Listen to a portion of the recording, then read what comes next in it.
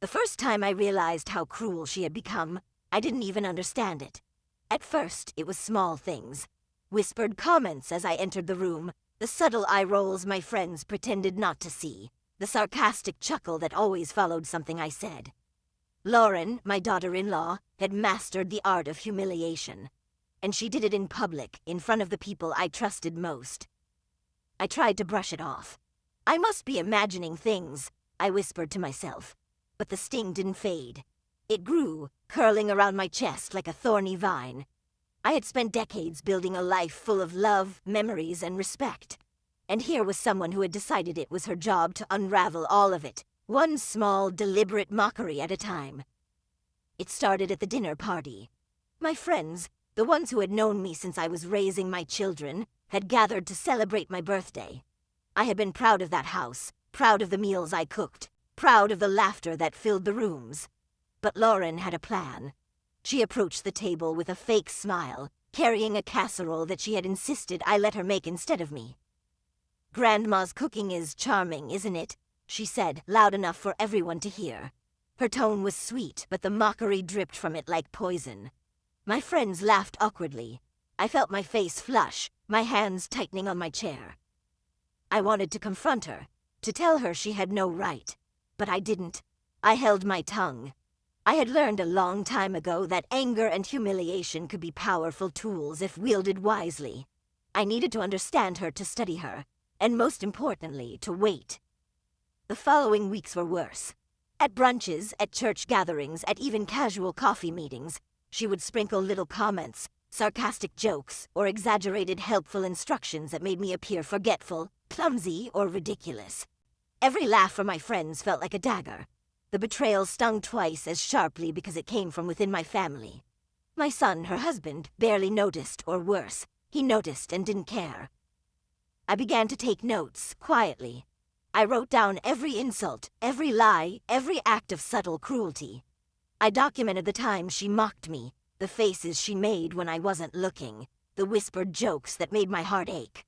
I even started recording conversations discreetly, the way I had seen reporters do on television. The first real turning point came one rainy afternoon. I had invited my friend Margaret over for tea, hoping to confide in someone I trusted. Lauren appeared unannounced, insisting she wanted to help set the table. As I poured the tea, she leaned close to Margaret and whispered, "Oh, she's forgotten again. Isn't that sweet?" Margaret's eyes flicked to mine, searching for reassurance. I smiled politely, hiding the fury that was building inside me. But later, alone in my study, I listened to the recording I had secretly made. The whisper was clear, the mockery undeniable, and I realized something crucial. This was no longer about social games or minor humiliation. This was about control. Lauren wanted power over me, over my friends, over my reputation, and I had allowed her to gain it. That night I lay awake in my bedroom, thinking, planning, remembering the lessons life had taught me. Betrayal is sharpest when it comes from family. And yet, survival, cunning, and patience are sharper. I would endure this humiliation. I would bide my time. And when the moment was right, I would expose her in a way she could never recover from. The next morning, I began the careful work of building my plan. I revisited every gathering, every insult, every laugh.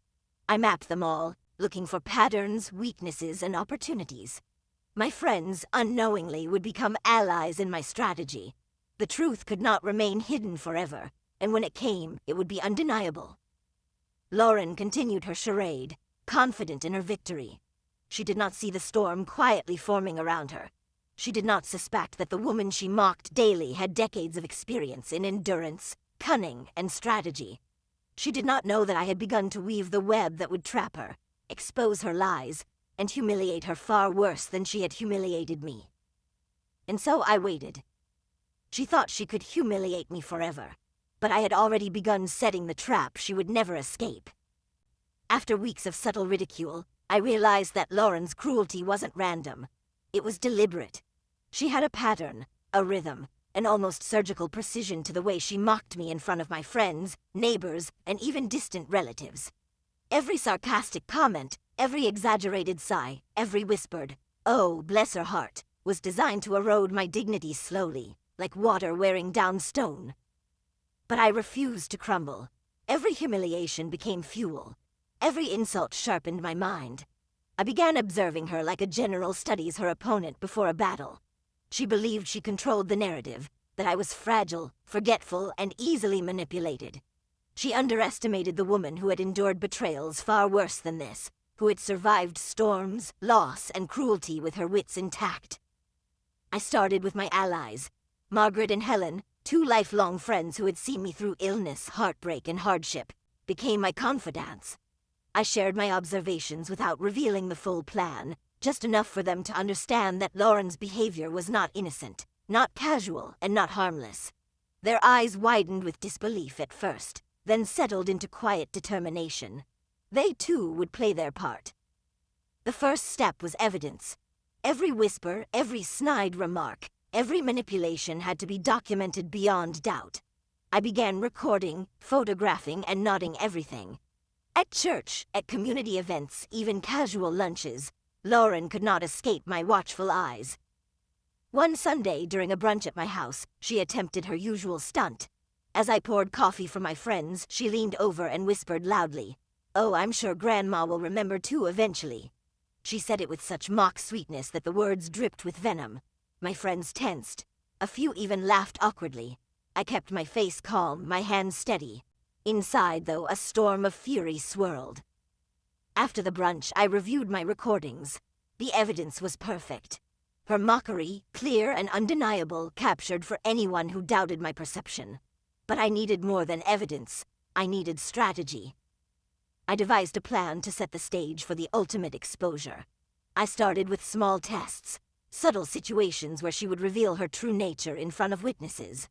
A misplaced item, a forgotten invitation, a deliberately mismanaged dinner. I created scenarios where her arrogance and cruelty would naturally emerge. And she fell for every one of them, unsuspecting that I was orchestrating the events. Meanwhile, I strengthened my social position. I invited friends over for informal gatherings, casual coffee breaks, and small celebrations. Each time, Lauren would attempt her usual ridicule, only to be subtly caught off guard by my preparation. Sometimes it was a gentle correction in front of everyone, sometimes a humorous yet pointed remark, always leaving her flustered, awkward, and momentarily powerless. The psychological shift was slow but inevitable.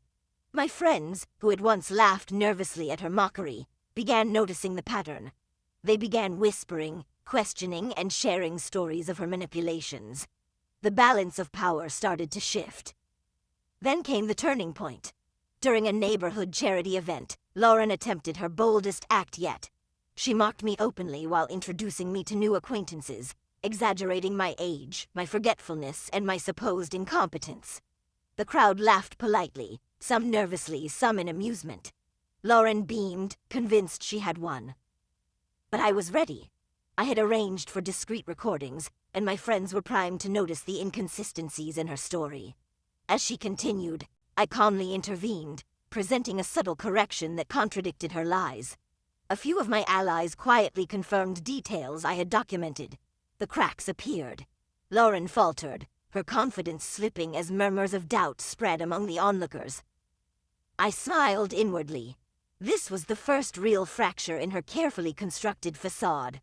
I had shown that I was not weak, not gullible, and not powerless. The humiliation she intended for me had begun to reflect back on her. Over the following weeks, I escalated my efforts. I planted small but undeniable truths in social situations, things only Lauren would recognize, but that others could witness. A misplaced envelope, a deliberately forgotten note, subtle reminders of her previous lies, each event crafted to highlight her deceit and cruelty without revealing my full plan. By now, Lauren was starting to sense the shift. She became cautious, almost paranoid, yet her arrogance remained. She believed she could still control the narrative, still mock me without consequence. But every attempt to belittle or manipulate me was now a potential trap. Then, one quiet evening, I received an unexpected gift from fate. My son, who had been passive until now, made a careless remark in front of a neighbor, an offhand acknowledgement of Lauren's manipulations. I seized it immediately. The neighbor, who had witnessed several of Lauren's humiliations, became an unintentional ally. My web was expanding, and the pieces were falling into place. As I lay in bed that night, I reflected on the lessons of patience, observation, and cunning. I realized that exposing her required precision, timing, and the element of surprise. It could not be rushed. The more she underestimated me, the more spectacular her eventual humiliation would be. And so, I waited, quietly, methodically, preparing for the moment when all her lies, her mockery, and her cruelty would collide into a single, undeniable revelation. She thought she was untouchable, but every joke, every whisper, every cruel comment had just been setting her up for the exposure she never saw coming. The following week, I could feel the tension thickening like a storm before it breaks. Lauren's carefully curated facade of charm and superiority was starting to show cracks, but she had no idea that the storm had already begun building around her. She moved through my home, my friends, and my neighborhood with that false confidence, smiling, laughing, mocking, unaware that each step she took brought her closer to the very trap I had been preparing. It began subtly. Invitations I sent to my friends for tea or bridge became stages for observation. I would notice the way she adjusted her tone when I wasn't looking, the exaggerated gestures, the small, cruel jabs that she assumed no one noticed. But my allies noticed. Every small smirk, every whispered insult, was catalogued meticulously. My friends, who had once shared my private anguish silently, now began to anticipate the patterns, recognize the manipulations, and stand as witnesses to her cruelty. One afternoon, I orchestrated a seemingly ordinary lunch with Margaret and Helen. Lauren insisted on attending, claiming she wanted to help Grandma. I welcomed her with a polite smile, allowing her the illusion of control. She hovered, commented, corrected, and smirked at every action I took, each moment dripping with subtle humiliation aimed at me. I let her. Each laugh she drew from my friends became the threads of the trap I was weaving. I had prepared small interventions, hidden reminders of her own lies. A misplaced envelope labeled with her handwriting, notes about incidents she had denied, discreet recordings of her whispers to others. They were subtle enough to seem coincidental, yet powerful enough to plant doubt in the minds of those watching. As she mocked me while refilling my tea, I casually placed one of the envelopes in clear view of Helen, who raised her eyebrows subtly. Lauren didn't notice, blinded by arrogance. The next day, I reviewed my recordings. Her voice, her tone, the unmistakable venom in every word. It was all there. I listened carefully, analyzing her patterns, her reliance on arrogance and assumed superiority. I realized that her strength, her weapon, was her confidence that no one would ever notice her cruelty. That was her weakness. Confidence without accountability is fragile, and I intended to shatter it. I began planting seeds of doubt among her friends and allies. Subtle remarks, gentle reminders, observations shared privately, enough to make them question her sincerity, enough to erode the protective illusion she had built around herself. My plan was simple in principle. Let her think she is untouchable, let her make mistakes, and then strike when her arrogance has exposed her fully. One evening, during a small gathering at my home, Lauren's arrogance reached a new level. I had invited a few neighbors and friends for a casual tea, unaware that Lauren intended to use the gathering as her stage. She floated through the room, whispering jokes about my memory, my supposed forgetfulness, and my social blunders. The air was thick with tension, and I felt the familiar sting of humiliation as my friends exchanged uncomfortable glances. But this time I was ready. With careful timing, I revealed small, irrefutable evidence of her cruelty. A note she had written attempting to manipulate one of my friends, a text she had sent to mislead neighbors, and a whispered confession she thought no one had heard, all presented casually as if discovered by accident.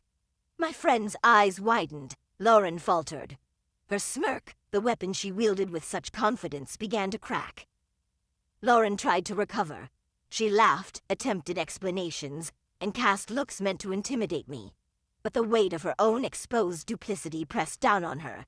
Every word she spoke sounded hollow, every gesture overcompensated, every attempt at control failing spectacularly.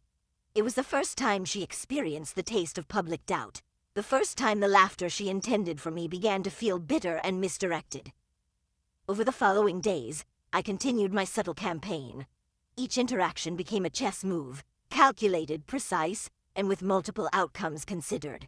I would allow her small victories, only to use them as opportunities for greater exposure. A compliment twisted into mockery, a favor accepted and manipulated, each action meticulously documented. My notes, recordings, and observations accumulated into a dossier of undeniable proof. I also began to notice her increasing paranoia. She watched me more closely, questioned small gestures, and hesitated when planning her usual manipulations. This, I realized, was the turning point, the psychological shift. She now feared being exposed, even in the smallest ways. Her confidence waned, replaced by subtle anxiety. And yet, she continued her cruel games, unaware that every act now worked against her. Then came a pivotal moment. I invited her to a community luncheon, a seemingly ordinary social event. But I had prepared carefully. I arranged for my allies, my friends, and a few strategic neighbors to witness interactions carefully staged to highlight her manipulations. As she began her usual mocking commentary, I subtly presented a piece of evidence, an overlooked receipt, a misdirected email, a note that contradicted her words. The shift was immediate. The audience, initially unsure, now began to perceive the cracks in her facade. Lauren faltered, stammered, and tried to recover, but it was too late. Her humiliation began to grow. Each attempt to regain control only drew attention to her lies. The laughter that once bolstered her confidence now became a mirror, reflecting the cruelty she had aimed at me. The psychological battle had reached a critical stage, and I, a leaner Grace Whitford, held the advantage. That night I reflected on the progression of my plan.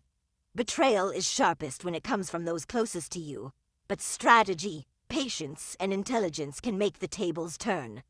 I had survived decades of hardship, endured the cruelties of life and family, and now my cunning, carefully honed, was turning humiliation into an instrument of justice.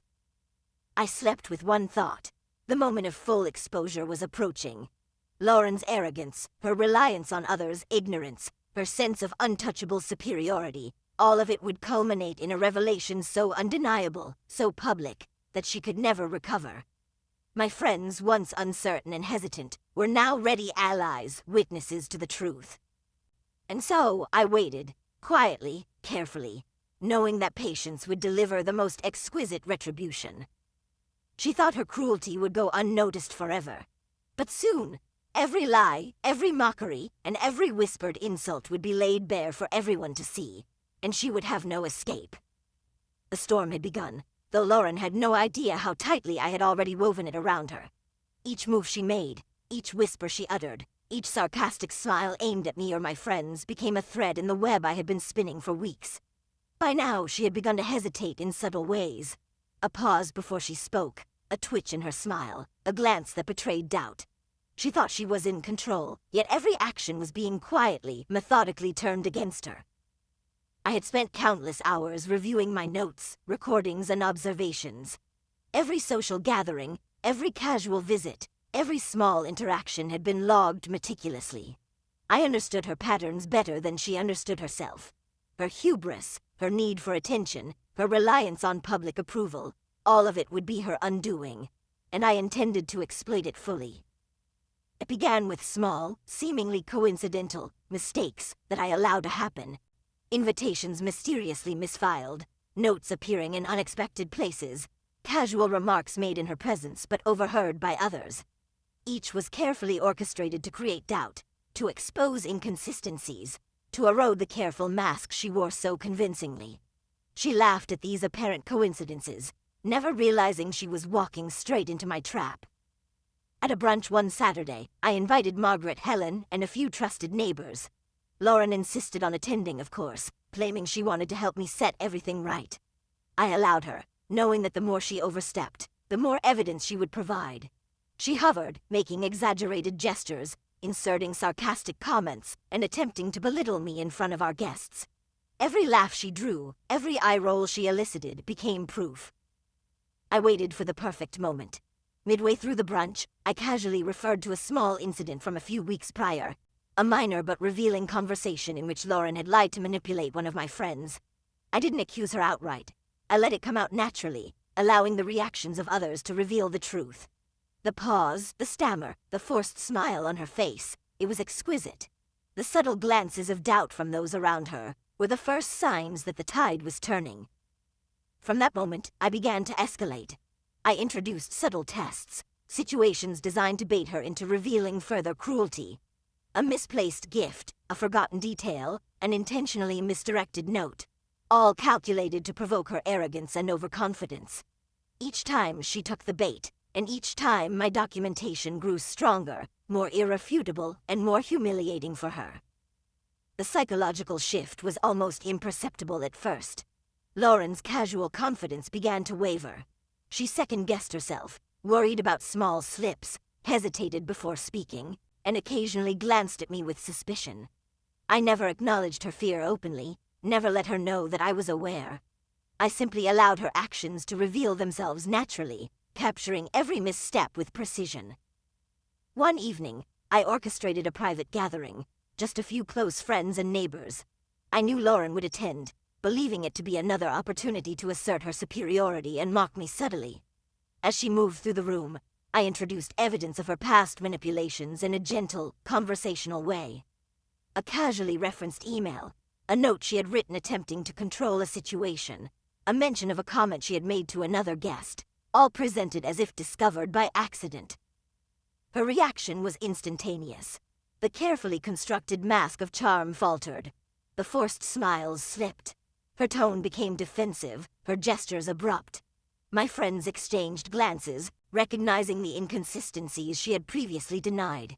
Humiliation began to creep across her face, subtle at first, then more pronounced as she realized the depth of the exposure she was facing. Over the next few days, the situation escalated. Lauren's behavior shifted from arrogance to subtle paranoia. She observed my interactions with friends more closely, attempted to control every conversation, and tried to assert dominance in subtle ways. But her every move was now under scrutiny, catalogued, and ready to be used against her. Each attempt to humiliate me or assert control only added to the evidence of her manipulations. Meanwhile, I began to prepare for the next phase, the public exposure. I knew that to truly teach her a lesson she would never forget, it had to be visible to those whose opinions mattered to her. My friends and neighbors, previously unsure or hesitant, were now allies, ready to witness her unraveling. The social stage was being set, and all I needed was the right moment. Then came the tipping point. At a community charity event, Lauren attempted her boldest act yet, openly mocking me in front of new acquaintances and neighbors, exaggerating my supposed forgetfulness, clumsiness, and social awkwardness. The laughter of the crowd fueled her confidence, and for a moment, she truly believed she had won. But I was ready. Quietly, methodically, I presented subtle, undeniable evidence of her past lies and manipulations to a few key witnesses. Casual corrections, gentle hints, and corroborated stories created a ripple effect. The crowd began to notice inconsistencies, doubts formed, and Lauren's arrogance began to crumble in real time. Her mask slipped, and the first real cracks appeared for everyone to see. I could feel the shift in the room. My allies, subtle glances, nods, and quiet confirmations made the humiliation grow exponentially. Lauren, unaware of the trap she had fallen into, continued to stumble through her own lies, each one now magnified in the eyes of those she sought to impress. From that day forward, the psychological balance had shifted irreversibly. Lauren's once commanding presence was now marked by hesitation, fear, and the creeping realization that she could no longer control the narrative. Her humiliation, once intended for me, began to reflect back, amplified, undeniable, and public. At night, I reviewed my plan and my documentation. Every interaction, every comment, every subtle cruelty had been recorded, analyzed, and catalogued. I had prepared for years of subtle manipulations, decades of observation, and now, the moment of full exposure was within reach. The stage was set, and the final act was drawing near. I reminded myself of the lessons life had taught me. Betrayal cuts deepest when it comes from those closest to you, but patience, Cunning and strategic action can turn humiliation into justice. I had endured cruelty, ridicule, and mockery before, and I had survived. This time, the outcome would be different. The tables had turned, and Lauren would finally face the consequences of her arrogance. And so I waited, quietly, meticulously, as the storm I had been building for weeks gathered its full force. The humiliation she had intended for me was now poised to return to her tenfold, leaving no room for escape, no way to hide, and no way to reclaim the power she had so carelessly assumed. She thought she could humiliate me endlessly, but soon, every whispered insult, every lie, every cruel joke would unravel before everyone's eyes, and she wouldn't be able to hide. The day of reckoning had finally arrived, though Lauren had no inkling of it. Her arrogance, which she had wielded like a weapon for months, had blinded her to the truth.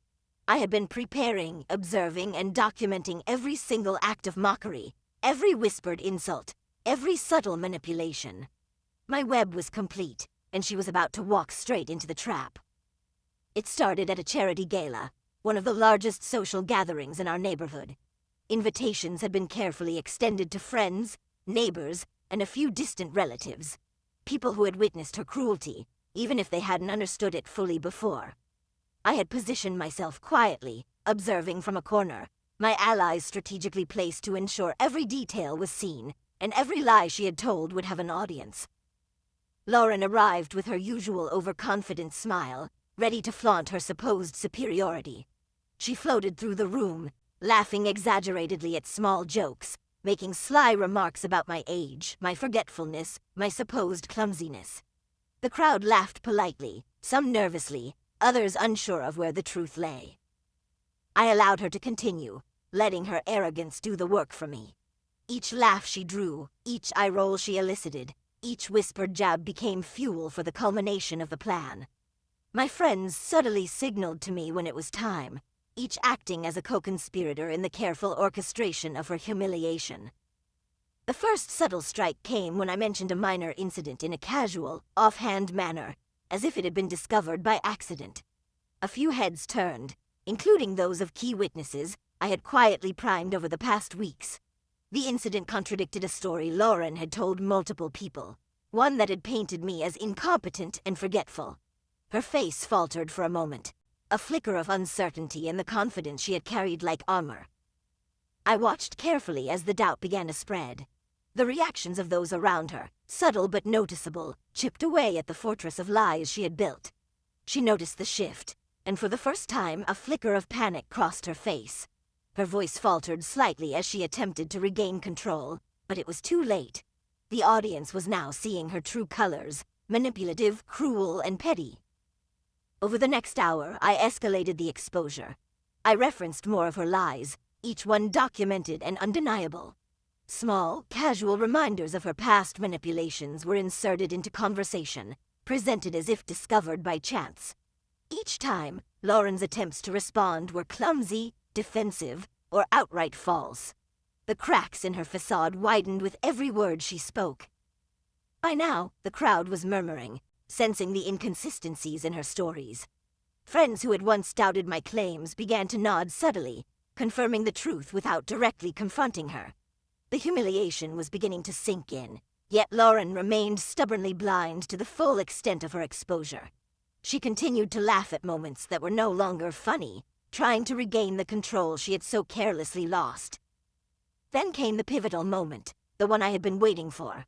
I quietly gathered a small group of witnesses, friends, neighbors, and relatives who had directly experienced her cruelty. I recounted specific incidents, providing clear, undeniable evidence, texts, notes, recordings, and first-hand accounts. Each revelation landed with precision, stripping away her arrogance layer by layer. Lauren's composure shattered. Her forced smiles became strained, her laughter hollow, her gestures defensive. Every attempt to interrupt or deflect only amplified the exposure, drawing attention to her lies. The room, which had once been her stage, had become her tribunal. Every whispered insult she had aimed at me, every small humiliation, every cruel joke, it all reflected back on her, magnified and undeniable. I could feel the satisfaction building inside me, but I remained calm, composed, and deliberate. The most devastating part of this exposure was not the public humiliation alone. It was the complete psychological unraveling. She realized, finally, that she had underestimated me, misjudged my intelligence, and ignored my capacity for endurance and cunning. She had mocked the wrong person, and the consequences were unfolding in real time. Over the following days, the aftermath was equally potent. Lauren became isolated, her social standing eroded by the evidence of her manipulations. Friends who had once laughed at her jokes began to avoid her, neighbors whispered about her cruelty, and family members who had ignored her antics now saw the truth. The psychological toll was visible. Anxiety, paranoia, and desperation replaced her once confident arrogance. Meanwhile, I continued to fortify my position. Every interaction was carefully managed to ensure that the truth remained undeniable. I allowed her minor attempts to regain control, knowing that each misstep would further expose her duplicity. Her isolation grew, and with it, the inevitable humiliation that comes from the loss of control. At home, I reflected on the lessons life had taught me. Betrayal, cruelty, and mockery can wound deeply, especially when delivered by those closest to you. But endurance, patience, and cunning transform humiliation into justice. I had survived, endured, and now, through meticulous planning, I had reclaimed not only my dignity but also my power. One afternoon, I received an unexpected but welcome ally. My son, who had been passive for months, finally acknowledged Lauren's manipulations in front of family members. His inadvertent admission added credibility to the exposure, further isolating her and amplifying the public humiliation. The psychological shift was complete. She was no longer the confident, untouchable figure she had once been. She was visibly shaken, her arrogance replaced by fear and desperation. By this point, I had achieved what I had planned months ago, the complete psychological unraveling and public exposure of her cruelty. But the final act was still to come. The moment when all her lies, mockery, and manipulations would converge into undeniable proof, leaving her with no escape, no defense, and no social standing to cling to. I spent that evening preparing for the culmination. Every note, every recording, every documented insult was reviewed, organized, and strategically positioned. I planned how to present the final, crushing revelation to maximize both the psychological impact and the public exposure. Patience had brought me this far, but now precision would seal the outcome. As I lay in bed that night, I reflected on the journey. Months of humiliation, observation, and planning had led to this moment. Betrayal is sharpest when it comes from family, but strategy and endurance can turn the tables completely. Lauren had mocked me relentlessly, confident that she was untouchable. She had underestimated the resilience, intelligence, and cunning of a woman who had survived far greater trials. And so, the stage was set for the ultimate act. The moment when Lauren would face the full force of her arrogance, cruelty, and lies, and when her public humiliation would be complete, irreversible, and satisfying in its entirety. She thought the storm was over, but the final act was about to strip away every ounce of her arrogance, cruelty, and lies, and she would never recover. The day had come. After months of subtle manipulation, careful observation, and meticulous documentation, I was ready to deliver the final blow. Lauren, confident as ever, believed she had survived every test, every exposure, every small humiliation I had orchestrated. But she underestimated one truth. I had been planning for this moment for far longer than she could imagine. It began at a community fundraiser, a large gathering that would include friends, neighbors, distant relatives, and even a few acquaintances she had cultivated to enhance her sense of superiority. I had invited everyone strategically, ensuring that key witnesses to her past cruelty were present, ready to confirm the truth if needed. This was the stage for the ultimate act. Lauren arrived, radiant in her carefully selected outfit, her smile polished and perfect. She floated through the crowd, laughing at jokes she had already prepared in her mind, assuming she would continue to dominate socially. Her arrogance was palpable, and every gesture, every laugh, every smirk was designed to assert control.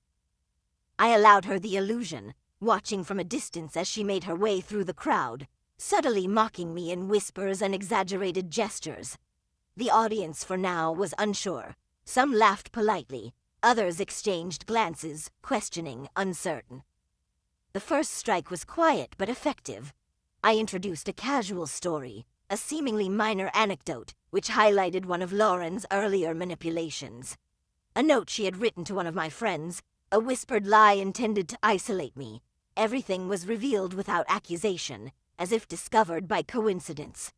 Eyes widened, subtle murmurs began to ripple through the crowd. Lauren's smile faltered slightly, but she recovered quickly. She thought she had prepared for everything, that no one would see her true nature. But this time, her preparation was meaningless. I had allies strategically positioned. Friends, neighbors, and family members who had all experienced her cruelty firsthand. Each had been quietly briefed, prepared to confirm the facts without overplaying their hand. As the afternoon wore on, I escalated the exposure. I presented subtle evidence of her manipulations in conversation, seemingly casual remarks that contradicted her previous stories.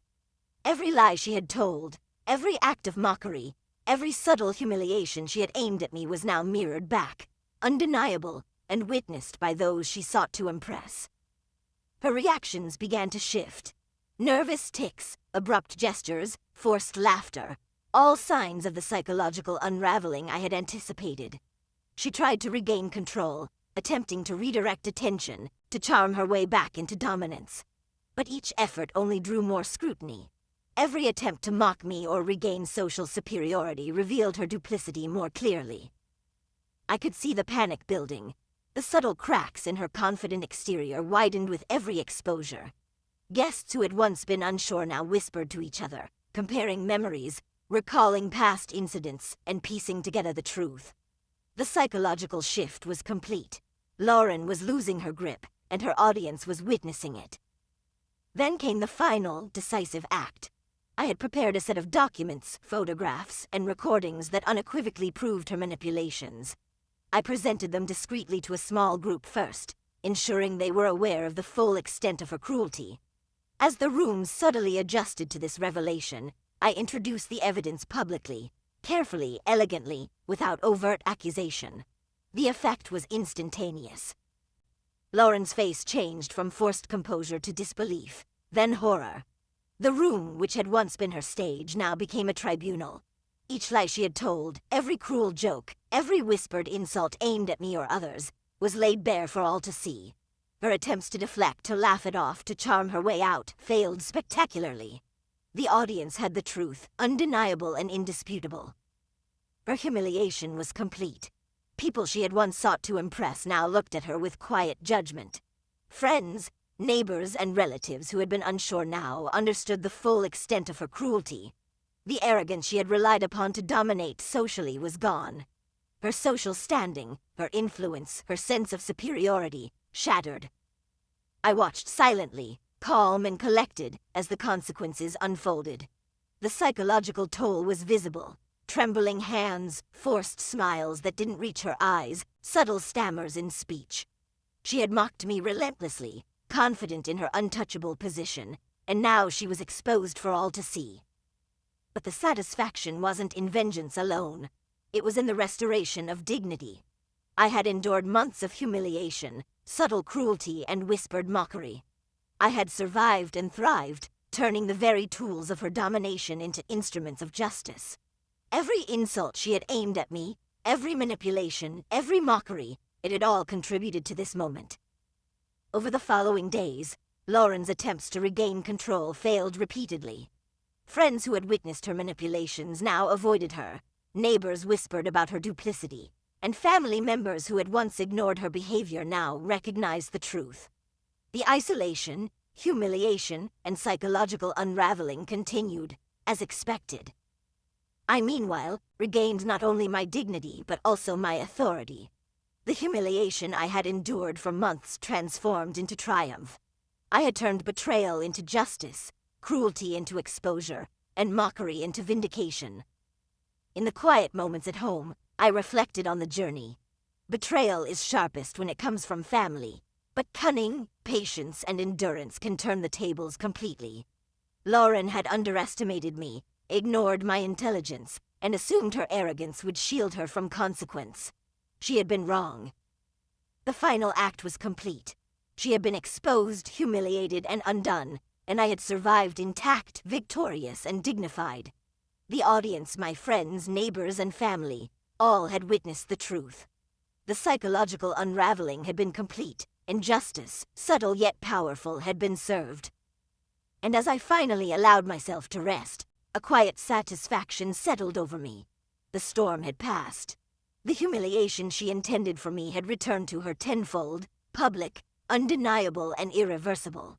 I had endured, I had observed, I had outsmarted her, and I had emerged victorious. The lesson was clear.